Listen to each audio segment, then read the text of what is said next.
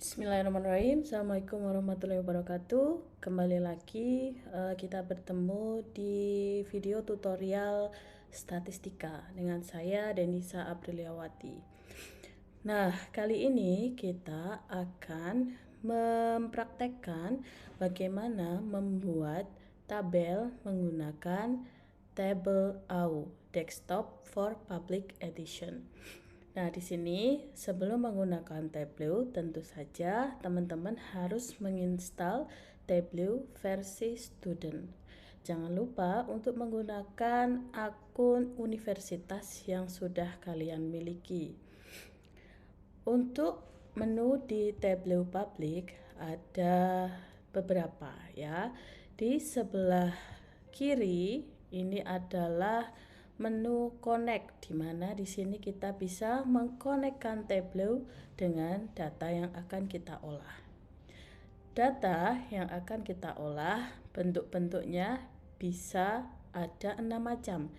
Di sini ada Microsoft Excel, teks atau TXT, JSON file, PDF, spasial maupun statistikal. Atau kita juga bisa mengkonekkan dengan data yang ada di server. Di bagian tengah ini ada tempat kita sudah menyimpan data yang sudah kita bentuk menjadi grafik. Nah, di sini saya akan menggunakan data Excel yang sudah saya simpan di laptop saya. Di sini saya menggunakan data IHME Global Dementia Care ya, yang dari tahun kalau tidak salah dari tahun 2000 hingga 2019. Nah, ini merupakan data spending atau pengeluaran dan juga data kasus demensia di seluruh negara-negara di dunia dalam rentang waktu tersebut ya, selama 19 tahun. Nah, kita bisa mengeklik file Excel ini, kemudian kita open. Setelah itu akan muncul tampilan untuk analisis data. Di sini data dari file Excel itu akan dimunculkan ke dalam tabel ya. Di tabel ini kita bisa melihat ada beberapa kolom, yaitu kolom tahun, lokasi, nama location ID, location name gitu ya. Kemudian ISO code. Jadi ISO code ini adalah kode ISO untuk negara-negara tertentu. Misalnya China itu CHN, Indonesia itu IDN dan lain sebagainya. Kemudian ini adalah kode regionnya. Regionnya di sini adalah misalnya East Asia, Southeast Asia dan lain-lain. Kemudian di sini ada kode untuk super regionnya ya. Super regionnya di sini misalnya dikelompokkan Southeast Asia itu berkelompok dengan East Asia dan Oceania ya. Kemudian di kolom berikutnya ini adalah jumlah kasus demensia di negara tersebut ya. Kalau di sini di Cina, misalnya di sini di Cina pada tahun tertentu, gitu ya. Kalau tadi di sini sudah ada year-nya, misalnya di sini tahun 2000. Oh, ini berarti kasus demensia di tahun 2000. Kemudian di sini juga dijelaskan berapa jumlah populasi, ukuran populasi di negara tersebut pada tahun itu.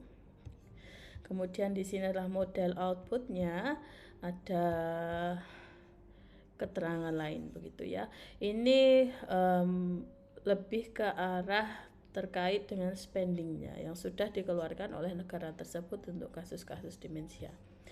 Nah, untuk membuat grafik kita perlu melihat ke pojok kiri bawah. Di sini ada tampilan Go to Worksheet. Kita bisa klik ini sheet 1, maka di sebelah kiri kita variabel-variabel yang tadi muncul di kolom akan muncul sebagai list seperti ini ya, dan mereka juga punya kode-kodenya ya. Ada yang kalau dia itu nominal menggunakan huruf ya, ABC gitu kan, terus kalau dia angka dia menggunakan tanda pagar.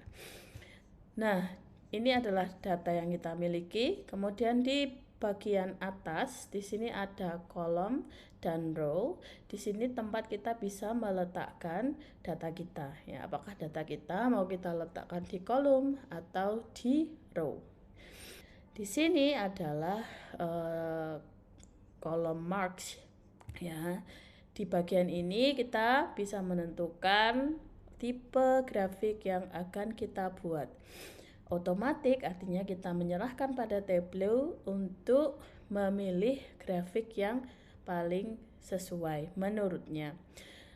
Nah, bisa juga di sini kita memilih ya, karena ada beberapa bentuk atau ya yang bisa kita pilih. Kemudian di color ini kita bisa mengganti warna dari grafik kita. Di sini preset colornya ada banyak sekali dan cukup lengkap ya, bisa kita gunakan. Kemudian untuk size tadi, untuk item-item yang ada di sini kita bisa atur besarnya seberapa. Untuk tag ini untuk mengatur huruf ya, warnanya apa, kemudian dia alignmentnya gimana, mau otomatis atau di tengah, kanan atau kiri gitu kan. Nah, ini bisa kita tentukan. Kemudian untuk detailnya ini untuk menjelaskan data detail. Nanti misalnya ketika kita ingin membuat grafik peta ya, detailnya misalnya berupa density atau apakah itu prevalensi. Nah, itu bisa nanti kita atur di sini. Atau detail dari garisnya itu nanti juga bisa ya. Untuk kemudian ini tooltip ini saya jarang gunakan. Nah, kemudian di bagian kanan ini ada macam-macam tabel yang macam-macam grafik yang bisa kita buat berdasar data yang kita miliki ya. Di sini ada di versi gratisnya ini ada 3 kali 8 ya, ada 24 jenis grafik yang bisa kita buat. Tapi itu juga tergantung data. Nah, di sini kita punya data ya. Kelihatan di sini datanya adalah kasus dimensianya, begitu kan? Kasus dimensia di negara-negara tertentu. Oh, berarti ada variabel pertama itu dimensia. Kemudian variabel kedua adalah negara. Kemudian variabel ketiga adalah tahun, gitu ya. Nah, mengingat bahwa di sini kasus dimensianya itu tahun per tahun dari 2010 hingga 2019, maka kita bisa membayangkan variabel bentuk grafik seperti apa yang kita butuhkan. Untuk grafik dengan pergerakan tahun ke tahun biasanya kita menggunakan line graph, oke? Untuk itu kita perlu memasukkan variabel-variabel tadi ke dalam kolom and row. Ya, misalnya di sini dementia cases kita masukkan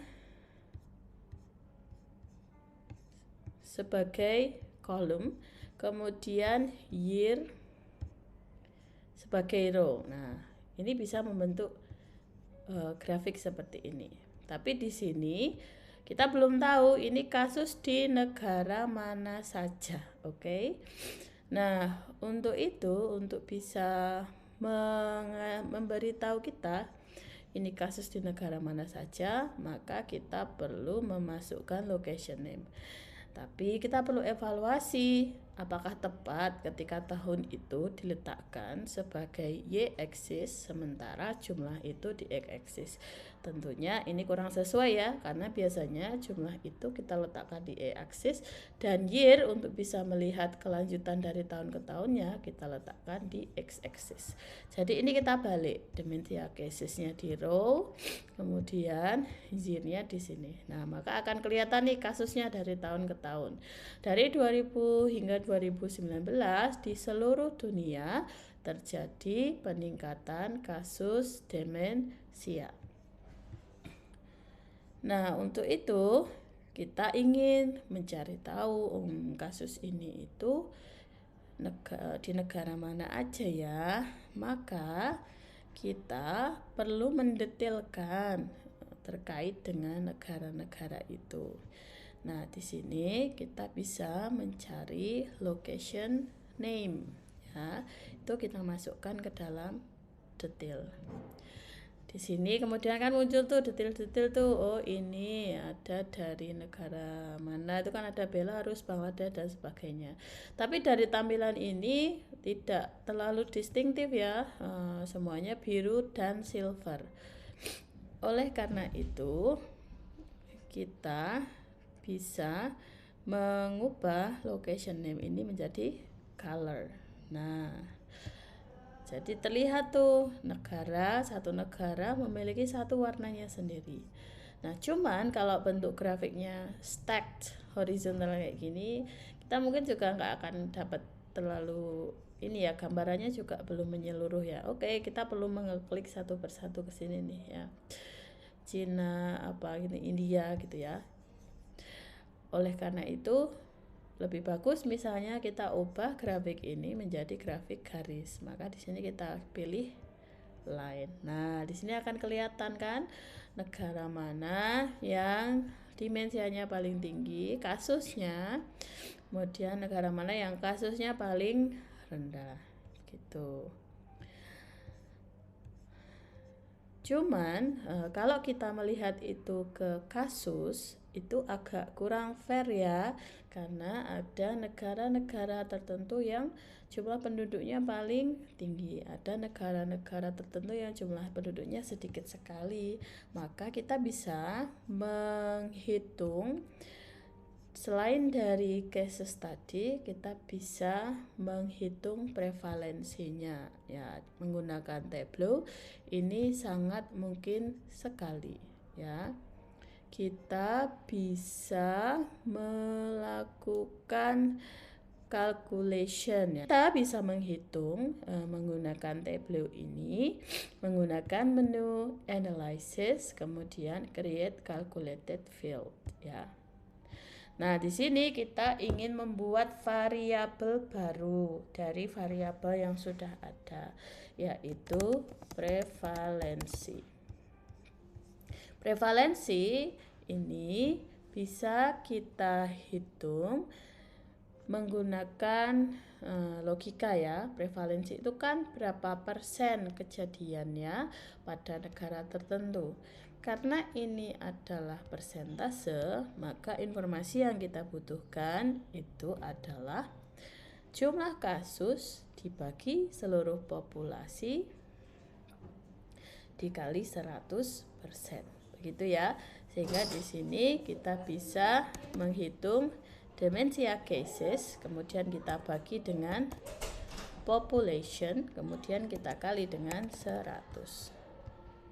Nah, maka di sini kita memiliki satu variabel berupa prevalensi.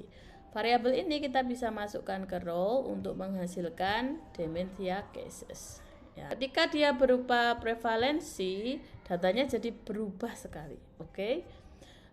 Yang tadinya Cina itu paling tinggi, sekarang berubah menjadi Jepang, kemudian Monaco. Karena misalnya data untuk seluruh dunia itu terlalu banyak, kita bisa menfilter nih data mana aja yang pengen kita tampilkan. Nah, misalnya di sini di location name, di sini kita bisa memfilter, terus kita pilih-pilih negara-negara yang kita tahu kasus demensianya. Misalnya di sini saya cuma pengen tahu di wilayah Greater Asia ya, Asia, kemudian ada dan Fiji dan daerah Oceania, berarti Guam masuk, ada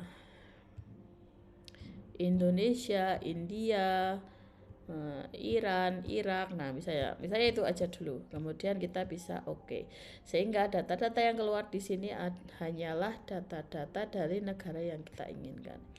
Yang paling tinggi di sini kasusnya adalah China, kemudian Guam, kemudian Iran. Nah, Indonesia itu ada di tempat keempat dari tahun ke tahun ya. Kita juga bisa mengubah bentuk grafiknya menjadi bentuk yang kita mau, walaupun nanti pasti akan ada penyesuaian di detail ini ya. Misalnya di sini keluarkan dulu year-nya misalnya. Nah, akhirnya kita jadi tahu prevalensi based on location name aja. Dan jadi di sini kita lihat kalau dari 20 tahun itu paling tinggi prevalensinya adalah Cina. Bentuk ini bisa kita ubah-ubah ya. Nah, kita juga bisa mengubah jadi heat map seperti ini. Nah, bisa juga nanti di detailnya ini kita masukkan year, terus kemudian nanti kita filter dari year itu, kita pengen lihat tahun mana aja gitu. Misalnya year-nya kita masukkan, kita masukin aja. Nah, misalnya di sini kan udah ada dari tahun ke tahun tuh kasusnya, masukkan jadi kolom. Nah, kita pilih aja di filter. Kemudian di sini kita pilih tahun terbaru di tahun 2019. Kasus demensianya itu seperti apa tahu. Nah, itu kalau heat map. Kita ingin mengeluarkan, kita tinggal keluarin kayak gini aja. Jadi enaknya Tableau itu sangat versatile ya. Kita bisa bereksperimen sesuka hati kita dengan grafik yang pengen kita buat. Misalnya kemudian kita pengen lihat demensia di negara-negara itu based on sebarannya di peta dunia. Nah, itu bisa kita lakukan. Di sini kita memiliki variabel location ISO code ya. Di location ISO code ini ada opsi-opsi. Nah, karena location ISO code itu mengandung informasi tentang lokasi, maka kita define geographic role-nya apa ya. Role-nya di sini dia sebagai country, oke? Kita centang country. Maka kemudian akan muncul dua variabel baru di kiri sebelah kiri, yaitu latitude dan juga longitude ya, bujur dan lintang, oke?